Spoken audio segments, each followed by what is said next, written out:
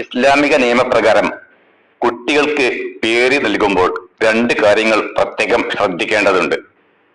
അതായത് എങ്ങനെയുള്ള പേരായിരിക്കണം കുട്ടികൾക്ക് നൽകേണ്ടത് എന്ന വിഷയത്തിൽ രണ്ട് നിയമങ്ങളാണ് പാലിക്കേണ്ടത്. ഒന്ന്, പേരിന് നല്ല അർത്ഥവും ആശയവും ഉണ്ടായിരിക്കുക. രണ്ട്, പേര് അറബി ഭാഷയിലുള്ള വാക്ക് ആയിരിക്കുക. ഈ രണ്ട് കാര്യങ്ങളും കൂടി പരിഗണിക്കപ്പെട്ടിട്ടുണ്ടെങ്കിൽ ആ പേര് ഏറ്റവും ഉത്തമമായ പേരാണ്.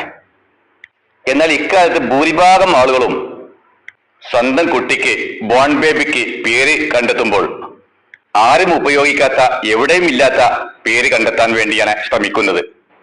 അതൊരു കുറ്റമൊന്നുമല്ല, പക്ഷേ അതിലൂടെ അവർ എത്തിപ്പെടുന്ന പേരിന്റെ അർത്ഥം പലപ്പോഴും മോശമായ അർത്ഥങ്ങളാണുള്ളത്. അതുമല്ലെങ്കിൽ ഒരു ഭാഷയിലുമില്ലാത്ത, ലോകത്ത് ഇന്നേ വരെയുള്ള ഒരു ലാംഗ്വേജിലും പെടാത്ത ചില അപശബ്ദങ്ങൾ പോലെയുള്ള പേരുകളാണ് ചിലരൊക്കെ കണ്ടെത്തുന്നത്. അതുകൊണ്ട് നാം കണ്ടെത്തുന്ന പേര് അത് ഏത് ഭാഷയിലുള്ള വാക്കാണ് എന്ന് ആദ്യം ബോധ്യപ്പെടണം. ആ ഭാഷയിൽ അതിന്റെ അർത്ഥം എന്താണെന്നും മനസ്സിലാക്കണം. അതായത് എന്തൊരു ആശയത്തെയാണ് അതുകൊണ്ട് ഉദ്ദേശിക്കുന്നതെന്ന് ബോധ്യപ്പെടണം. രണ്ടാമത്തെ തത്വം, ആ വാക്ക്, അതായത് നാം കണ്ടെത്തുന്ന പേര് അറബി ഭാഷയിലുള്ള വാക്ക് തന്നെ ആയിരിക്കണം. എന്നാൽ ഉത്തമമായ നാമമായി. കാരണം ഒരിക്കല് ഇറാനിൽ നിന്ന് ഒരു മനുഷ്യൻ മദീനയിലേക്ക് വന്നു. മഹാനായ പ്രവാചകൻ മുഹമ്മദ് നബിയുടെ കാലഘട്ടത്തിൽ സല്ലല്ലാഹു അലൈഹി വസല്ലം. അദ്ദേഹം ആദ്യകാലത്ത് ഒരു ബഹുദൈവ വിശ്വാസിയായിരുന്നു. മദീനയിൽ ഒരു അത്ഭുത സിദ്ധിയുള്ള നേതാവുണ്ടെന്ന് കേട്ട് അദ്ദേഹത്തെ കാണാൻ വേണ്ടി വന്നതാണ്. അങ്ങനെ മദീന എത്തി നബിയെ കണ്ടു. നബിയുടെ സദസ്സിൽ അല്പനേരം ഇരുന്ന് അത്യാവശ്യം ആശയവിനിമയങ്ങളൊക്കെ നടത്തി. നബിയെയും സ്വഹാബികളെയും മദീനയിലെ ആ സാഹചര്യത്തെയും എല്ലാം കണ്ട് അദ്ദേഹത്തിന് സംതൃപ്തി ലഭിച്ചപ്പോൾ അദ്ദേഹം ഇസ്ലാം മതം സ്വീകരിക്കണമെന്ന് തോന്നിപ്പോയി. അങ്ങനെ തൊട്ടടുത്ത ദിവസം തന്നെ മുസ്ലിമായി എന്ന് മാത്രമല്ല, പിന്നെ അദ്ദേഹത്തിന് സ്വന്തം നാട്ടിലേക്ക് തിരിച്ചു പോകാനുള്ള താല്പര്യമില്ല. മദീനയിൽ തന്നെ സ്ഥിര താമസമാക്കണം എന്നാണ് അദ്ദേഹത്തിന്റെ അഭിലാഷം. നബി അദ്ദേഹത്തിന് സമ്മതം നൽകി. അദ്ദേഹത്തിന്റെ പേര് റോസ്ബഹ് എന്നായിരുന്നു. അതൊരു ഫാർസി ലാംഗ്വേജ് ആണ്. അതായത് പേർഷ്യൻ ഭാഷയിലുള്ള ഒരു വാക്കാണ് അദ്ദേഹത്തിന്റെ പേര്. നല്ല അർത്ഥമാണ് അതിനുള്ളത്. ശുഭദിനം, നല്ല ദിനം, നല്ല ജീവിതം എന്നൊക്കെയാണ് അതിന്റെ ആശയം. കാര്യം അങ്ങനെയൊക്കെയാണെങ്കിലും ഇസ്ലാം മതം സ്വീകരിച്ച ശേഷം നബി അദ്ദേഹത്തോട് പറഞ്ഞു, നിന്റെ പേര് മാറ്റണം. അറബി അല്ലാത്ത പേര് ഒഴിവാക്കി അറബിയിലുള്ള പുതിയൊരു പേര് നബി തന്നെ അദ്ദേഹത്തിന് നൽകി, സൽമാൻ. അദ്ദേഹമാണ് പിന്നെ സൽമാൻ ഫാരിസ് എന്ന പേരിൽ അറിയപ്പെട്ടത്. അപ്പോൾ നാം കണ്ടെത്തുന്ന പേര് എത്ര നല്ലതാണെങ്കിലും നല്ല ആശയമുള്ളതാണെങ്കിലും അത് അറബി ആയിരിക്കണം എന്നത് പ്രത്യേകം നാം പരിഗണിക്കേണ്ടതാണ്. കാരണം അറബി ഭാഷയ്ക്ക് ലോകത്തെ മറ്റേത് ഭാഷകളെക്കാളും പ്രാധാന്യവും പുണ്യവും പവിത്രതയും ഉണ്ട്.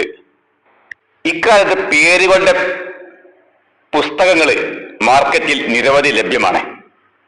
മുസ്ലിം കുട്ടികൾക്കുള്ള പേരുകള്, ഹിന്ദു കുട്ടികൾക്കുള്ള പേരുകള്, അതുപോലെ ക്രിസ്ത്യൻ കുട്ടികൾക്കുള്ള പേരുകള് എന്നിങ്ങനെ ഓരോ മതവിഭാഗത്തിന്റെയും കുട്ടികൾക്ക് നൽകാവുന്ന പേരുകളുടെ പുസ്തകങ്ങൾ അവൈലബിൾ ആണ്. പക്ഷേ മുസ്ലിം കുട്ടികൾക്ക് നാം പേര് നൽകുമ്പോൾ നാം ശ്രദ്ധിക്കേണ്ട രണ്ട് തത്വങ്ങൾ, അഥവാ അറബി ആയിരിക്കുക, നല്ല ആശയം ഉള്ളതായിരിക്കുക. ഈ രണ്ട് തത്വങ്ങൾ പാലിച്ചുകൊണ്ടുള്ള പേരുകളല്ല അത്തരം പുസ്തകങ്ങളിൽ കാണപ്പെടുന്നത്.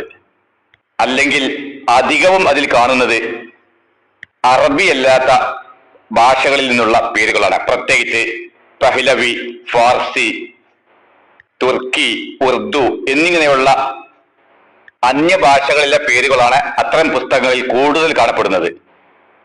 ഒരുപക്ഷെ ഉറുദു, പേർഷ്യൻ വാക്കുകളൊക്കെ പലതും അറബിയോട് നല്ല സാമീപ്യം ഉണ്ടായിരിക്കും. പക്ഷെ നാം മനസ്സിലാക്കണം, അത്തരം സാമീപ്യം ഒക്കെ ഉണ്ടായാലും സൽമാൻ ഫാരിസിയുടെ ആ ഫാർസി ഭാഷയിലുള്ള അഥവാ പേർഷ്യൻ ഭാഷയിലുള്ള ആദ്യകാല പേര് എത്ര നല്ല ആശയം ഉണ്ടായിട്ടും അത് ഒഴിവാക്കാൻ നബി നിർദ്ദേശിച്ചു. പകരം അറബി ഭാഷയിലുള്ള പുതിയ പേര് സൽമാൻ എന്ന് അദ്ദേഹത്തിന് നൽകി. അതുകൊണ്ട് പേരുകളുടെ പുസ്തകം കണ്ടെത്തി അതിൽ നിന്ന് എന്തെങ്കിലും അർത്ഥമില്ലാത്തതോ അല്ലെങ്കിൽ അറബി അല്ലാത്തതോ ആയ പേരുകൾ കണ്ടെത്തി കുട്ടികൾക്ക് നൽകരുത്. നിങ്ങൾക്കൊരു കുഞ്ഞുണ്ടാകുമ്പോൾ ആ കുഞ്ഞിന് നല്ല പേര് നൽകൽ നിങ്ങളുടെ ബാധ്യതയാണ്. മോശമായ അർത്ഥത്തിലോ അല്ലെങ്കിൽ അറബി അല്ലാത്ത വാക്കുകളോ കൊണ്ടുള്ള പേരുകൾ നിങ്ങളുടെ കുഞ്ഞിന് നിങ്ങൾ നൽകുന്നുണ്ടെങ്കിൽ അത് നിങ്ങളുടെ കുഞ്ഞിനോട് ചെയ്യുന്ന മഹാക്രൂരത തന്നെയാണ്. അതുകൊണ്ട് പേര് അടങ്ങുന്ന പുസ്തകത്തിൽ നിന്നായാലും നിങ്ങൾ കണ്ടെത്തുന്ന വാക്ക് അത് അറബി ഭാഷയിലുള്ള വാക്കാണോ, അതിന്റെ അർത്ഥം എന്താണ് എന്നൊക്കെയുള്ള കാര്യങ്ങൾ നിങ്ങളൊരു അറബി ഭാഷ പണ്ഡിതനോട് ചർച്ച ചെയ്തു വേണം കുട്ടികൾക്ക് പേര് നൽകാൻ. അറബി അല്ലാത്ത ഭാഷയിൽ പ്രത്യേകിച്ച് ഉറുദു, ഫാർസി, തുർക്കി എന്നിങ്ങനെയുള്ള അന്യഭാഷകളിൽ നിങ്ങൾ കുട്ടികൾക്ക് പേര് നൽകുന്നുവെങ്കിൽ എന്തിന് ഇങ്ങനെ പ്രയാസപ്പെടണം? മലയാളത്തിലുള്ള പേരുകളും നൽകാമല്ല. അറബിയിൽ നമ്മൾ കുട്ടികൾക്ക് കമർ എന്ന് പേര് നൽകുന്നുവെങ്കിൽ മലയാളത്തിൽ ചന്ദ്രൻ എന്ന് പേര് നൽകാൻ എന്താണ് ബുദ്ധിമുട്ട്? അറബിയിൽ നമ്മൾ കുട്ടികൾക്ക് നൂർ എന്ന് അല്ലെങ്കിൽ നൂറ് എന്ന് പേര് നൽകുന്നുവെങ്കിൽ മലയാളത്തിൽ പ്രകാശ് എന്നോ പ്രകാശൻ എന്നോ പേര് നൽകുന്നതിൽ എന്താണ് തടസ്സം? അറബിയിൽ നമ്മൾ കുട്ടികൾക്ക് ഫായിസ് എന്ന് പേര് നൽകുന്നുവെങ്കിൽ മലയാളത്തിൽ അതിന്റെ വിജയൻ എന്ന പേര് നൽകുന്നതിൽ എന്താണ് തടസ്സം? അതുകൊണ്ട് കുട്ടികൾക്ക് കണ്ടെത്തുന്ന പേര് നിർബന്ധമായും അത് അറബിയിലുള്ള വാക്ക് തന്നെ ആയിരിക്കണം.